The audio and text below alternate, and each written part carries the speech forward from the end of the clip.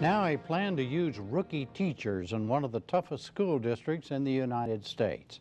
The NewsHour special correspondent for education, John Merrill, has been chronicling the efforts to improve public schools in New Orleans and Washington, D.C. Tonight, he looks at how some novice teachers fared in New Orleans this year.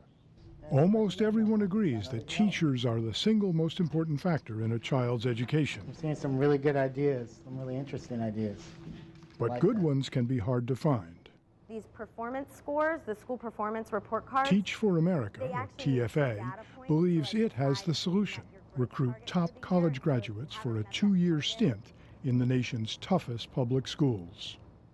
We are rebuilding a public school system from the ground up. New Orleans Superintendent Paul Vallas is one of Teach for America's biggest fans. They bring an extraordinary work ethic. They're very innovative, they're very creative, they're brilliant.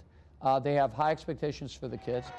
Vallas is hoping TFA will help close the achievement gap in his recovery school district, where 65% of students are at least a year behind. Since his arrival 2 years ago, Vallas's district has hired 128 Teach for America members.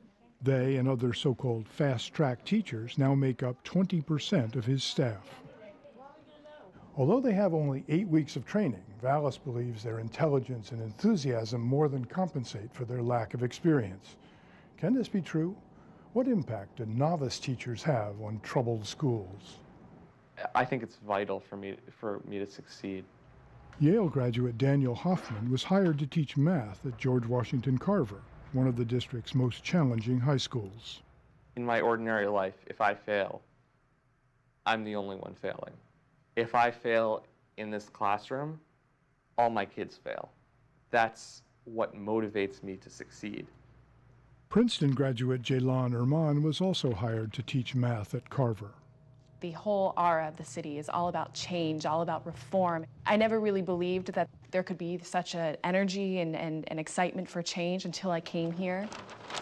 LINDSAY, a graduate of Mount Holyoke, was hired to teach science at Frederick Douglass, another low-performing high school. What I'm looking forward the most to is actually getting to know my students. I don't want to know them by their handwriting. I actually want to know who they are. All right, so science is all about investigation, okay? From day one, LINDSAY seemed to be a natural in the classroom. I think today went well. You want to try one? I knew you would. All right, you got it. I did stay on task. I accomplished everything I wanted to accomplish. They're on schedule for where I wanted them to be. Everyone have a seat. Start working on your worksheet. However, Daniel's idealism was put to the test from the start. Everyone familiar with the leader? Give me a thumbs up if you're familiar with the leader, thumbs down if you're not. I need everyone to give me either a thumbs up or a thumbs down. I have not had as much success as I'd like to have. When I'm in the classroom, I'm thinking, oh my God, what am I doing? Anyone want to share what they wrote in their power-ups? JEYLAN also had trouble connecting with students. I thought I'd come into teaching being naturally good at it because I care so much about students. I automatically thought that because I care so much, I had to be really great.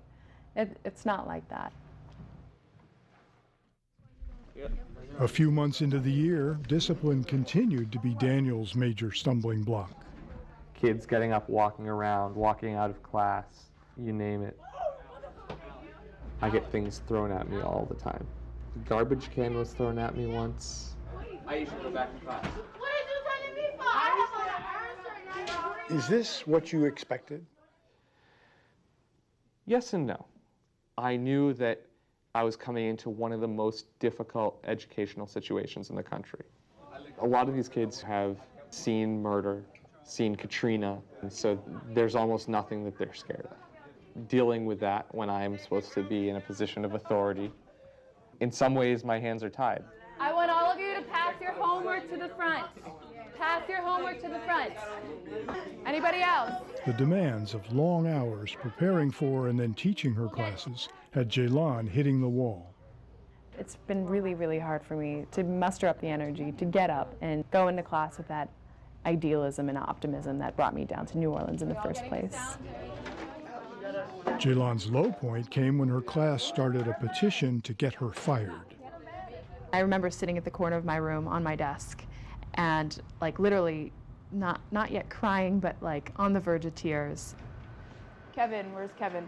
Back. For Lindsay, our most confident teacher, the biggest problem was attendance. Is Walter here today? No. I have 26 students on my roster, but on any given day I can expect about 17. You have 10 right now. Yes. 11. One Yes. just came in. It slows my teaching down a lot. I feel like I'm always playing catch up. All right, who was not here yesterday? We're dealing with -1x, just like we've been trying for the last few days. By January, JEYLAN's class seemed to be turning around, and the student petition was long forgotten. Okay, excellent. I was so adamant that I wasn't going to fail from the beginning, and that led to many different ideas, and when one wouldn't work, I would try another one. When that one didn't work, I kept going and going until I finally found what worked for me and felt natural to me. I'm going to pass out another worksheet. What do we see about body color for all three of these groups of frogs? Are they somewhat the same? Lindsay continued to improve, and her students seemed to benefit. I can tell she was like a pretty cool teacher. I had a real problem with science. She made it easy for me. I could understand it. Out of all the teachers I knew in past years, she's the first teacher ever told me if I need a recommendation, come see me, try to help me through college, trying to help me find a college. That's the first teacher ever did that. And she pushed us, beyond our natural bounds, beyond our natural limits. Very proud of my kids. I think they're doing very hard work. Yesterday, all of our retesters got their test results back. I think at least 80% of my students said they passed. However, Daniel never hit his stride. He continued to struggle, and so did his class. One thing that really gets to me is when my kids tell me I'm a bad teacher, because I know to a certain extent it's true. It's hard because you see, something that you feel like you've taught a dozen times. The same exact problem with none of the numbers changed. I gave it on the test, and a lot of kids still didn't know how to do it. At year's end, we invited the teachers to dinner. They brought two other first-year Teach for America colleagues, ZITSI MIRAKHUR and Bayoji Akingbola. We asked them to respond to a common criticism of TFA. Are you learning to teach at the expense of these kids who actually need experienced teachers? The kids are the only reason we're here.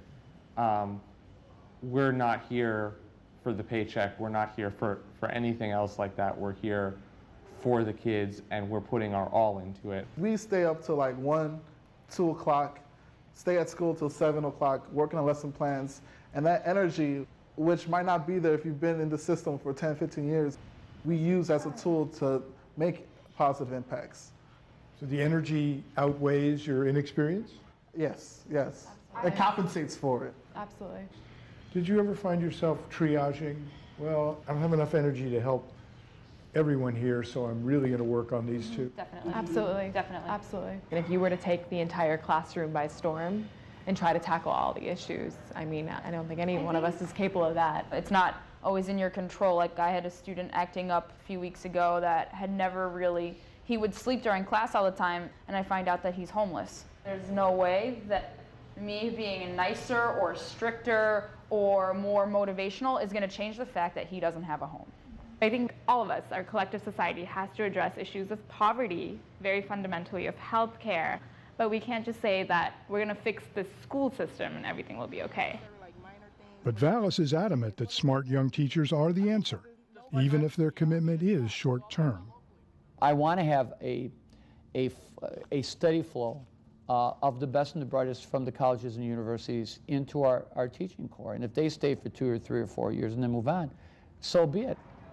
But Daniel HOFFMAN won't have a second or a third year.